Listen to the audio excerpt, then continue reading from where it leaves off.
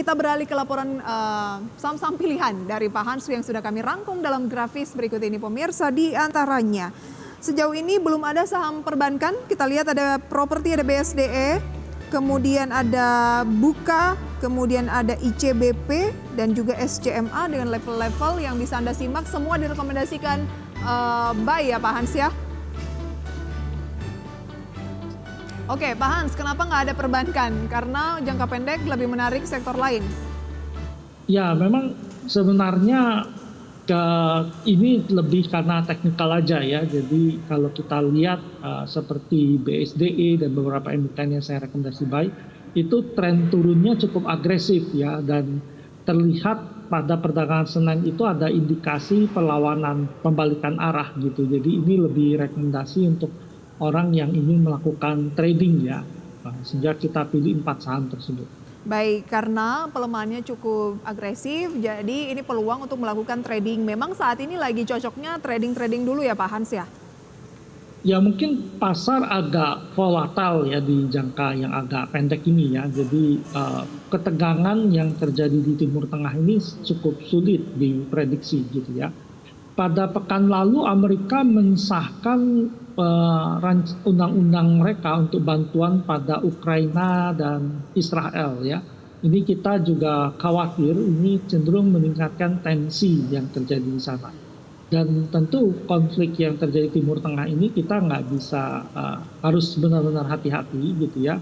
Karena Rusia juga sudah mengirim kapalnya ke area Timur Tengah dan ini juga berpotensi menaikkan konflik. Belum lagi pernyataan dari China ya, dari Tiongkok yang menuduh Israel melakukan genosida di sana ya. Jadi tensinya panas di sana. Jadi tentu melihat tensi yang panas di Timur Tengah ini kita harus sedikit berhati-hati dan memanfaatkan swing-swing yang terjadi di pasar. Baik, tapi mengapa Anda lebih memilih BSDE, Buka, ICBP, SCMA, seberapa menarik keempat saham ini Pak Hans? Berikut juga kita akan buktikan pembukaan perdagangan akan keluar dari jalur merah atau masih negatif pemirsa usai jeda berikut ini. Tetaplah bersama kami dalam segmen Market Buzz.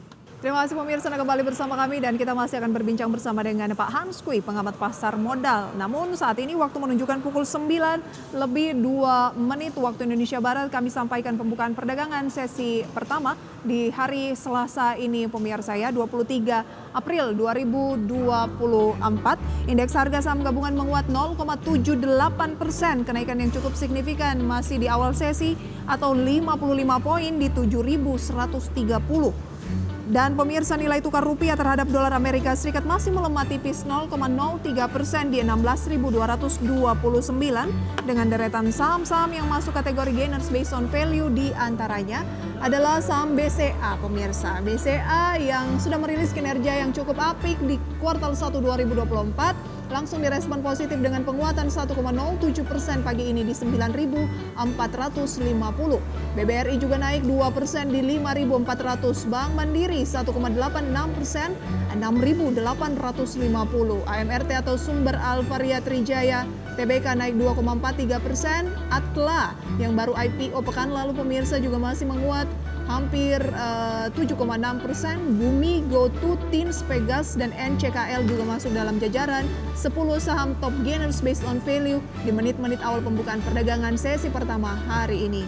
Top losers pemirsa ada MDKA yang turun 1,5%, Brand 1,64%, Silo 1,96%, MHKI, FWCT atau Wijaya Cahaya Timber TBK, Elmax, dan beberapa saham lainnya pemirsa yang bisa Anda cermati melalui data RTI. Kembali kita berbincang pemirsa bersama dengan narasumber kita ada Pak Hans Kui. Pak, kalau misalnya BCA sudah langsung melesat 1%, membawa IHSG juga ke zona positif, 9450 mesti gimana jangka pendeknya? Jadinya nggak dapat tadi tuh harga yang 93 penutupan kemarin langsung ke 94.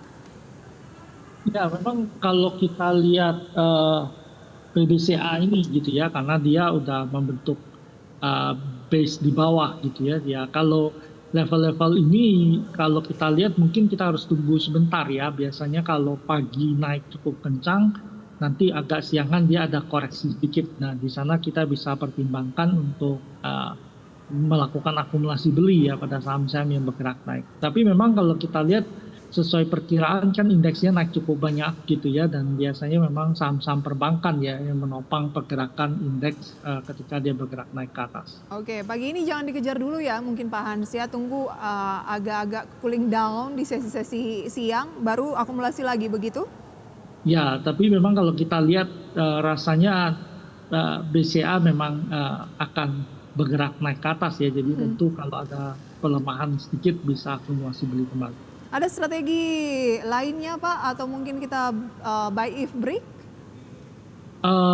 Ya kalau kita lihat memang sebelumnya memang ada gap yang terjadi gitu ya, dan belum tertutup cukup sempurna ya di level 9675 gitu. Tapi ya kita pikir sih memang cenderung trennya bergerak ke sana.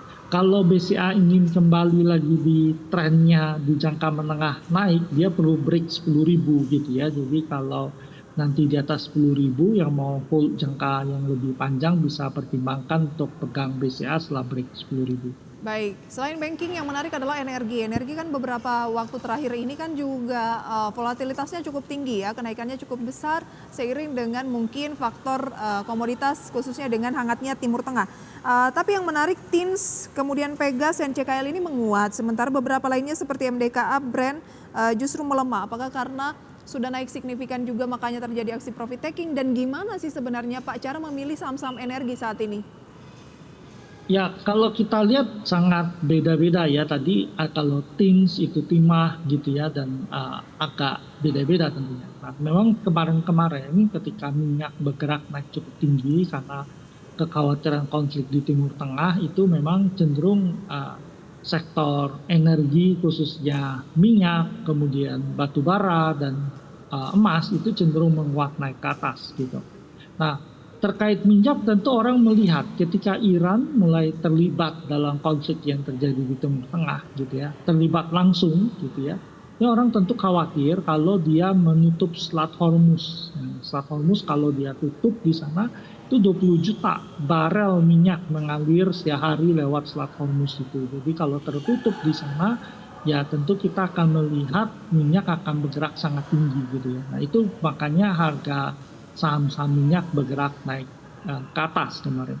Nah seiring dengan tensi geopolitik yang bergerak turun gitu ya, dan kita belum bilang bahwa itu berakhir, tapi saat ini turun gitu ya. Nah minyak tentu cenderung terkoreksi gitu ya. Kemudian kalau kita lihat